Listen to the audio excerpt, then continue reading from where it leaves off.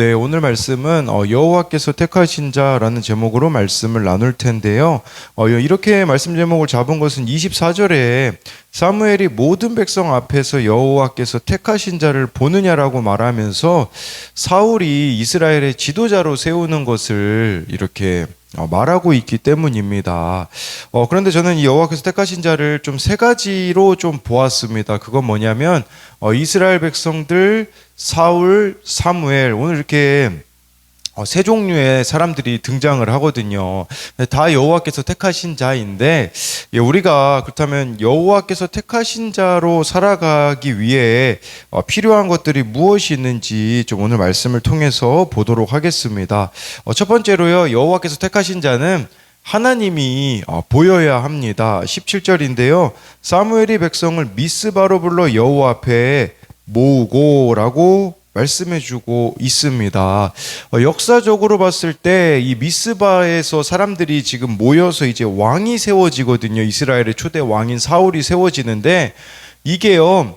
베냐민 지파인 출신인 사울에게는 엄청난 일이었었습니다. 왜 그러냐?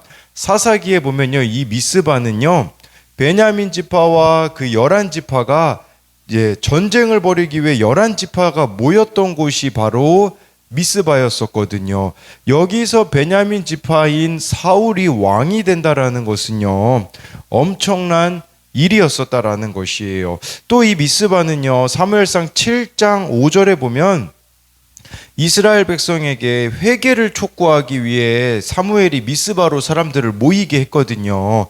회개 운동을 하였던 곳이에요. 미스바라는 뜻은 파수꾼, 망대라는 뜻으로 이 미스바라는 장소는 회개 운동을 하는 장소였는데, 그런데도요, 안타깝게도 이 미스바가 지금은 왕을 뽑는 곳이 되었다라는 것이에요. 무엇을 말해주는 걸까요?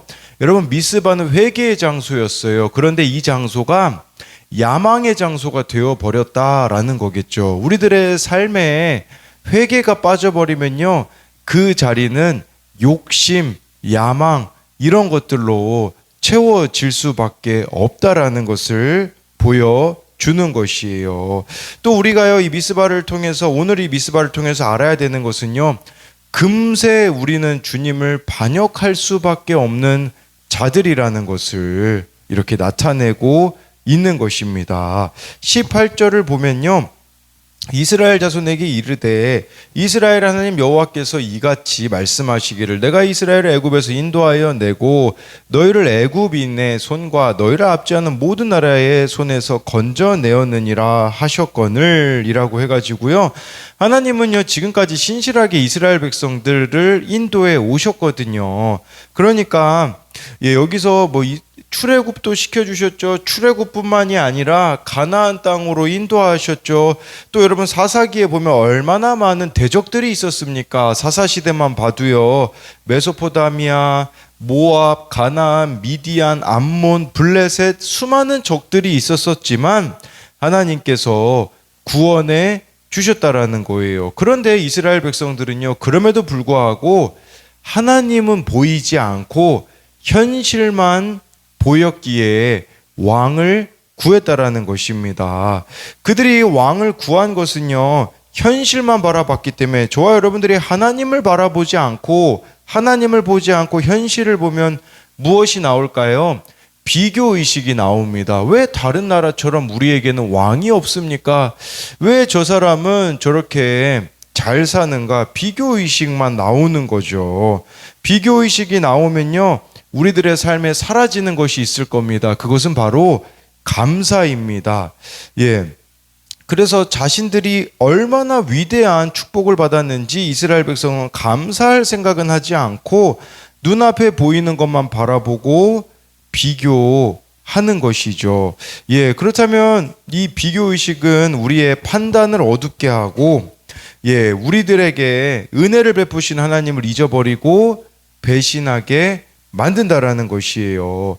그래서 이스라엘 백성들이 우리 이방 나라들처럼 인간 왕을 얻을 수 있다면 그 왕의 종이 되어도 좋겠다라고 이스라엘 백성들이 이야기하는데요. 이 비교의식의 결과 노예 근성이 자리 잡을 수밖에 없다라는 것이에요. 우리가요 학벌과 예를 들어 집안을 비교하잖아요. 그럼 그것에 노예가 되기 시작할 겁니다. 다른 사람과 건강을 비교하기 시작하면 건강에 노예가 되어 결국 있는 건강까지도 잃어버리게 된다라는 것이에요. 이처럼 비교의식에 사로잡히면 자신이 추구하는 것에 노예가 되는데, 이렇게 되는 이유는 하나님보다 현실을 크게 보기 때문이라는 것입니다. 19절에 보면요, 너희는 너희를 모든 재난과 고통 중에서 친히 구원하여 내신 너희 하나님을 오늘 버리고 이르기를 우리 위에 왕을 세우라 하는도다. 그런즉 이제 너희의 지파대로 1000명씩 여호와 앞에 나아오라 하고 라고 해서요, 지금 끝까지 하나님께서는 말씀하고 계세요. 사무엘을 통해서 뭘 말씀하시냐, 인간 왕을 세우는 것은 하나님을 버리는 것이라고 19절 말씀에, 그래서 너희 하나님을 오늘 버리고 라고 말씀해 주고 있는 것이에요. 예, 그랬을 때 여러분, 하나님께서 얼마나 이스라엘 백성들의 요구가 달갑지 않으셨겠습니까? 그럼에도 불구하고요, 이스라엘 가운데서 왕을 뽑아 주세요. 각 지파에 1000명씩 앞으로 나오라고 하거든요. 그렇다면 이 미스바에 적어도 12지파니까요 12,000명이 넘는 사람들이 모였을 거라고 추정을 해볼 수 있습니다. 예, 그런데 여기서 한 가지 질문이 생기죠. 그건 뭐냐면, 바로 사울은 이미 사무엘을 통해 기름 부어 왕으로 세운 자인데 왜 하나님은 이렇게 제비뽑기의 방법을 사용하실까요? 지금 이렇게 각 지파 12,000명을 지금 제비뽑기를 하나님께서 하시거든요. 그 이유는 무엇이겠습니까? 하나님이 얼마나 인격적이신 분인가를 우리들에게 보여주고 있는 것이에요. 그냥 내가 딱 사울을 왕으로 세웠으니 너희는 따르라가 아니라 정말 이렇게 백성들이 이해하고 따라올 수 있도록, 솔직히 배신감이 저 같았으면 컸어서 두 번 다시 이스라엘 백성들을 안 봤을지 모릅니다. 그런 하나님은 저와 같은 분이 아니시기 때문에 이렇게 배반한 이스라엘 백성들이 왕을 뽑을 수 있는 참여 공간을 주고 계신다라는 것이에요. 여러분, 그렇다면 여호와께서 택하신 자는 하나님이 보여야 한다고 일대제를 말했는데 하나님을 본다는 것은 무엇이겠습니까? 여러분, 우리가 지금 이 말씀을 보고 있으니까 17절부터 19절을 보니까 얼마나 하나님이 이스라엘 백성들을 사랑하시는지가 보이지 않습니까?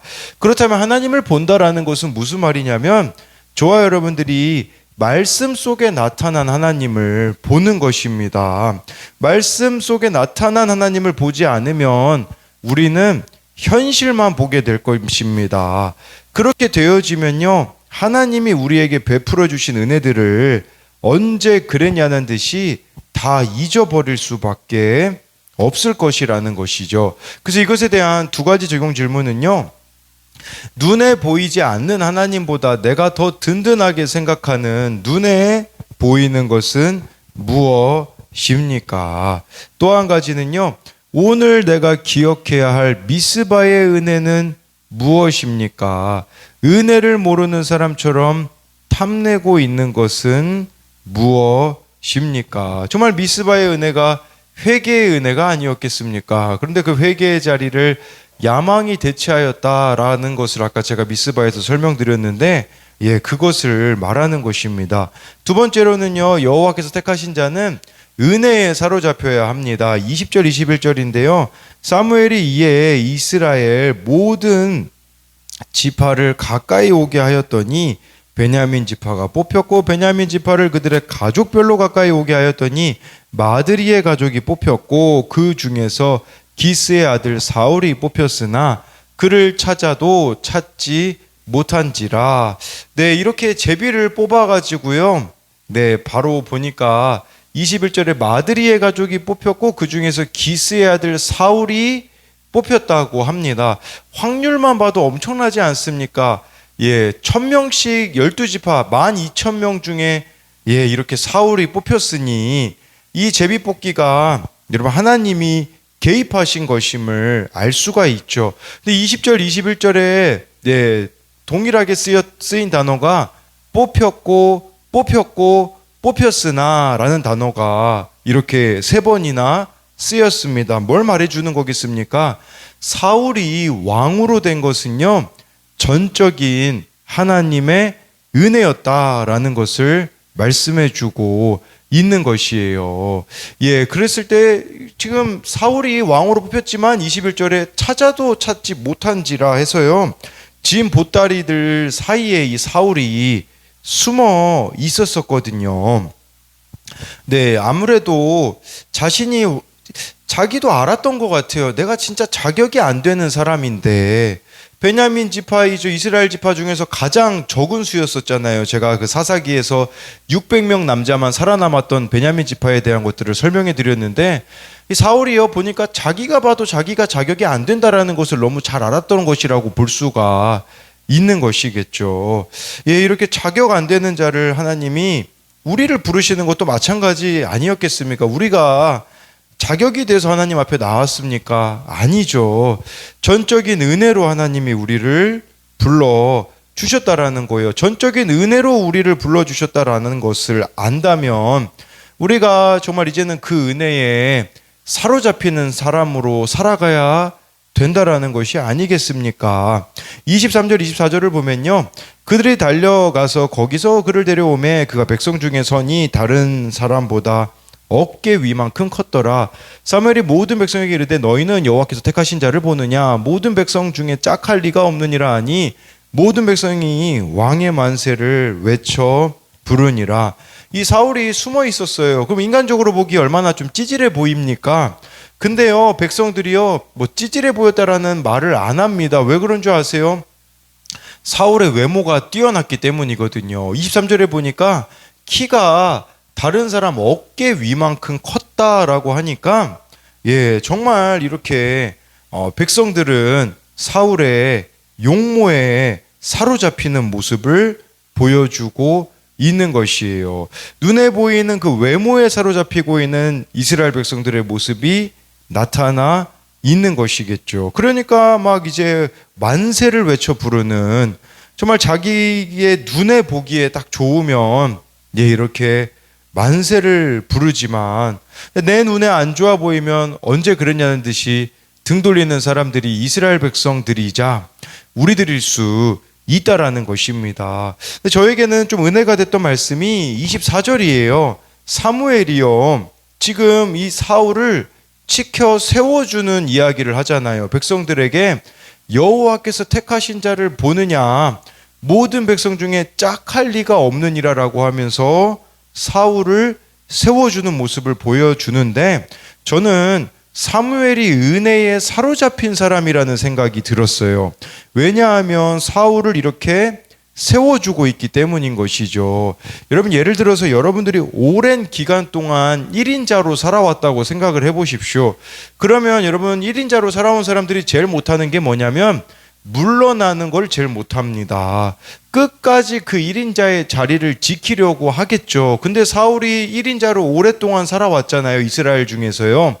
그런데 그 1인자의 자리를 이제 사울이라는 사람이 대신하게 되어지는데, 이렇게 세워주고 있는 모습을 보여주는 것은 뭘 말해주겠습니까? 사무엘이 은혜에 사로잡힌 자였다라는 것을 보여주는 것이겠죠. 여러분, 그런데 우리가 이 은혜에 사로잡히지 않으면 어떻게 될까요? 이후에 사울을 보십시오. 사울이요, 그 다윗을 죽이려고 얼마나 노력을 합니까? 은혜를 잃어버렸기 때문이거든요. 정말 은혜에 사로잡히면 사무엘이 사울 자신을 세워준 것처럼 사울 또한 정말 다윗을 그렇게 이후에 세워주었어야 되는데, 그런 모습이 이후의 사울에게서는 발견되어지지 않았다라는 것을 보여주는 것이겠죠. 26절 27절인데요. 사울도 기브와 자기 집으로 갈 때에 마음이 하나님께 감동된 유력한 자들과 함께 갔느니라. 어떤 불량배는 이르되 이 사람이 어떻게 우리를 구원하겠느냐 하고 멸시하며 예물을 바치지 아니하였으나 그는 잠잠하였더라. 저는 이 말씀이요, 이때까지만 해도 사울은 은혜에 사로잡힌 자였다라는 의미로 다가오더라고요. 왜 그러냐면 26절에 사울과 동조하는 사람들이 있었거든요. 사울 편에 선 사람들이 있었어요. 그런데 27절에 사울을 무시하는 사람, 반대하는 사람이 있었어요. 그런데 사울이요, 잠잠했습니다. 나중에 이 사울이 성과를 또 이루거든요. 그때 막 사람들이 저 불량배들 처리해버리자고 하거든요. 근데 사울이 어떻게 하냐? 그렇게 하지 않겠다라고 합니다. 이때만 해도 사울이 정말 하나님의 은혜에 사로잡혀 있었기 때문인 것이죠. 여러분, 하나님의 은혜에 사로잡히면요, 반대편 사람들을 끌어안게 되어지는 것이에요.